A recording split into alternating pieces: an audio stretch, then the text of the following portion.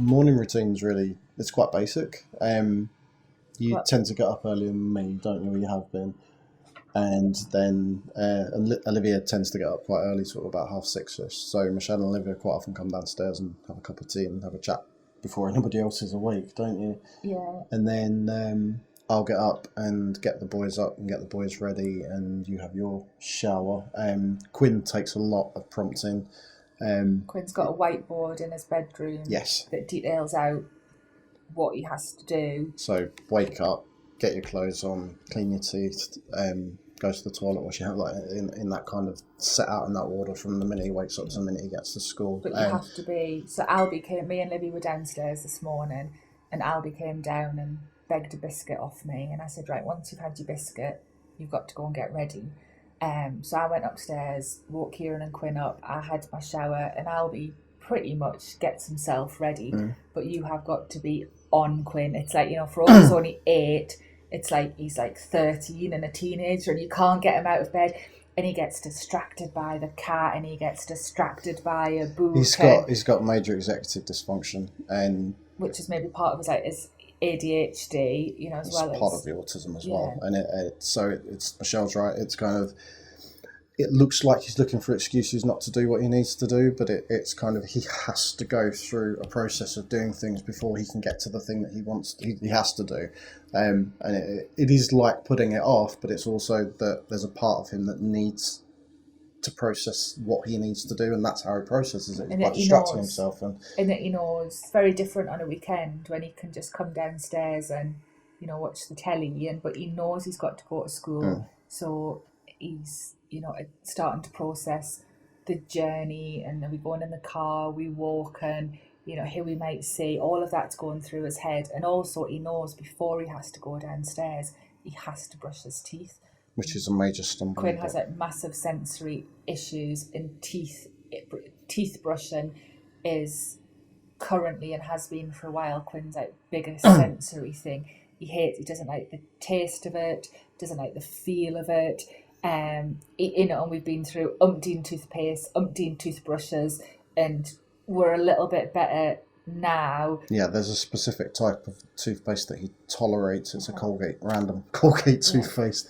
But you would put the timer on for 2 minutes and run the water, and then come out and say he's brushed his teeth, and honestly think we're stupid. Because the toothbrush is still sitting there with the toothpaste on it. Like this, so smell on me. And literally you have to be standing on his shoulder the whole time. And it got to the point where it was causing major problems. And he was melting down over it every morning. So we kind of took stock with it, and we kind of sat him down and said, look, if you can't brush your teeth for 2 minutes, what can you do?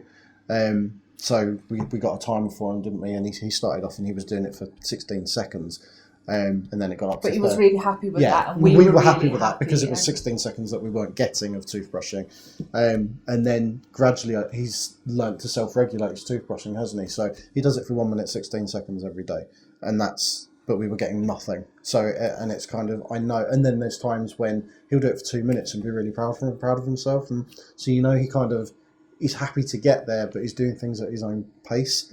And I think that's... And then he comes downstairs, and Livy might have been watching CBeebies, and Albie will quite happily watch CBeebies, but Quinn has to come downstairs and put on the programme that they will all watch. So obviously we've got Netflix, like a lot of families. So on a morning, they watched all of Troll Hunters, 4 series or whatever. They watched 2 series of Pac-Man. Now they're watching Dragon Riders. So you have to watch the same thing on a morning. Livy and Albie have no choice over it. They just have to watch it. And then the rest of the morning is breakfast and bags. And I think a lot of families, it's shoes, jumpers, leave the cat alone, shoes, jumpers. But Quinn, quite often, he doesn't hear you, and he's not ignoring you. He just can't process the sound. And then he said, Quinn, will you put your jumper on? He's like, what are you shouting at me for? I didn't hear you. And I'm like, I've told you 10 times. Albie's just plain ignoring me and doing something, but Quinn just, he doesn't hear. He gets into a zone, and it's kind of anything that isn't relevant to him just bounces off of him. And I think, and that's his brain controlling what's going on and what he's anticipating, and that's because that's what Michelle said earlier about projecting ahead about what who's going to meet, and that's the thing that all autistic people do. We pre-process information. We get overwhelmed before things happen, and that's because we're anticipating every possible permutation of conversations that you might have, what every permutation of who you might bump into, or what might happen on the journey to somewhere, what's going to happen when you get there, is anything going to have changed, and all of that builds up an anxiety, so our brains go switch off. Yeah. And then so you get something like snow, where most kids are like, yay, snow. And Quinn just thinks, wellies. I want to wear wellies. I can't put my wellies on. I can't take my wellies off. I can't take my wellies off. And then is everyone going to laugh at me because Dad has to come in and take my wellies off? And, you know, so he starts just stressing about that. So, but I think we have our morning routine kind of down pat, and it's so we know everybody knows what they're doing. Everyone. Sometimes little things deviate from that. This morning, Quinn had a meltdown because his brother decided he was going to come and turn the television over. You know, so and that's kind of, you can drop a hand grenade into the mix and everything goes wrong. But generally, we kind of have control of the mornings, don't we? We pretty much drop the boys off at school at 9:45, and the bell goes for Livy at her school at 9:55. Touch wood. We're very rarely late. So with 3 kids and 2 autistic kids, we're very rarely late. So we manage it, but we are quite rigid. It's kind of, we have a routine and we stick to it, and that's. Apart from sometimes I have a cup of tea and get distracted by Facebook and then get wrong off Kieran. If you're going to give a newly diagnosed family or a family going through diagnosis advice, it would have to be try different things. There's so many. We've not ever really used like the picture stuff, and we've not the signs, flashcards. We've Quinn is like really academic. His reading's really good, so we had a plan, but it was written. So but people will say, well, use the cards and with the pictures. It's knowing your child, and like Michelle said, trying different things. Obviously, trying different ways to support them, but it does boil down to you going with your gut, and that's what a lot of parents don't do. I think it's. You go through this what's now an awful diagnostic process that goes on for years, and you get no support through it, but you get professionals telling you what to do, and saying you must do this, you must do that, you must act like this, and you must do this for them, and this work. And quite often you hear this works for autistic children, it won't work for all autistic children, and it is very much not ignoring that advice, but picking and choosing what you want to use and what supports the child. And it's a little bit like when you have a newborn baby and you read the books, Gillian Ford or whatever else is Good Baby, and you think, I have to do this and I have to feed them every 4 hours, and that was what it was like when we had Quinn as a baby, because he was our first baby. I have to do this. By the time Livy came along, I was able to go with my gut a lot more. And Livy, she's 5 and she controls with food, and where Quinn melts down. But when Livy's upset, she cuts out food groups. So for a long time, she was literally living off bread, cheese, and yogurt and chocolate. Really not. Yeah. And she'd have mint chocolate chip ice cream. It's about going with your gut and not getting worried. And Livy controls with food, and that's how she copes when she's unsettled or her anxiety. And for a long time, she lived on bread, cheese, yogurt, quavers with a bit of ice cream. There was no fruit, there was no vegetables, she didn't eat eggs, there was no meat apart from maybe a nibble of turkey dinosaur. And we had her to the dietitian and we were worried. But do you know what?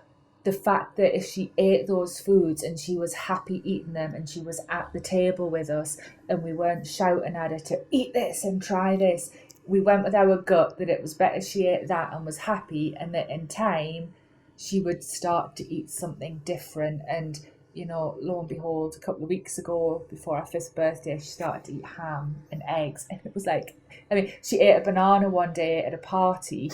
And I was like, Kieran, look, she's eating a banana. And we just said to the boys, do a banana dance, make a big fuss of it. And we're all at this party doing a banana dance. And everyone was like, what are they doing? But we just wanted to, it was a huge thing. But whereas we wouldn't also say to other parents, don't stress it. Yeah, relax and go with your gut. And again, like I said to one of the other questions, it's kind of don't limit your child. Don't if your child struggles with food and they're not eating food, as long as they're putting on weight and they're growing, what's the problem? It's your idea of what they should be doing again, and that's and be open. We've read a lot about people saying, when's the right time to tell your child that they're autistic. We got our diagnosis 2 years ago, and we've always been open with Quinn, and we never really told him because we sort of knew. And I think one day he just went, am I like Dad? Am I autistic? We were like, yeah. It wasn't even that, was it? It's kind of because autism is really rife enough. My whole family, my side is full of undiagnosed autistic people. So the way that we grow up and the way that we parent is normal for us, and it's kind of, so it's always something that's been talked about. It's, I'm autistic, I'm proud to be autistic, I'm openly autistic, so my children know that, and it wasn't a big deal for them. It wasn't a big deal for Quinn. It was an accepting thing for Quinn. Oh, that makes sense, and it's kind of, and that's the thing. It's I support a lot of parents, and I see a lot of parents a lot of the time, like Michelle said, panicking about what to tell their children. And I think you've just gone through 2 years of diagnosis with them, and you haven't told them why. It's and that child will know that they're different to other children. They're in their heads that the anxiety is already building. The mask is there for a reason. They've put it on. They put it on when they start school, and they know that stuff is going on, and that's an answer for them. And why would you hold that back from them? Like, we're quite fortunate because we know a lot. Maybe we know more than other families, and I would say that if once you get a diagnosis, there's very little support out there. In fact, we had great support from CAMS. We were really lucky, but they said to us, you do know that if you go through this diagnosis process and you get a diagnosis, there is no support. We will give you your diagnosis and leave you unless you have sort of a comorbid. So Quinn was going through ADHD, had anger issues, so we got extra support. But I wouldn't have known about NIAS. So it's sort of saying, look and find out what is out there. Go and talk to other families. If you join... Talk to autistic people. And if you join a group where it's negative and parents are getting down on their kids, and you need the advice because you have the meltdowns and you worry, but find somewhere positive. Look for the kids. Our nephew is 23 and is about to graduate from uni in pure maths and cryptology. And Quinn worships the ground he walks on. So it's finding that. And if you'd seen him at the age of 5, you would never have predicted that he would be doing this now. Mm-hmm. Never ever. He was wild. He was wild. Absolutely wild. He didn't sleep for the first 3 years of his life. He was awake 24 hours a day, running. He never walked. He ran, and ate constantly and drunk. He would but he wouldn't. My sister would push him to the shops, and he would have a bottle of milk, with the baby bottle of milk, and he would drink it and fling it out of the thing and put his hand up for another one. So you couldn't predict forward what he was going. You'd never ever be able to predict forward what he was going to be like. We're another family who just supported Ben and enabled Ben, and he's doing fantastic. So stay positive and surround yourself with positive people, and not the naysayers. Oh, autism's a terrible thing. Find the positive people. Yeah, absolutely. And the point that I made before, talk to autistic people. They're a thing that I commonly get told by a lot of parents is, you're not like my child, but I was like your child. And I've learnt to regulate myself. I've learnt to accept myself. I've learnt to be myself, and that doesn't mean that I don't know what your child's going through. And as a parent, I also know what you're going through, and that's really, really important that parents talk to us. We are a resource that is wildly not used, and it's a waste. We know so much, and we can share so much, and you just need to listen to us and come to us for help, and we will help you.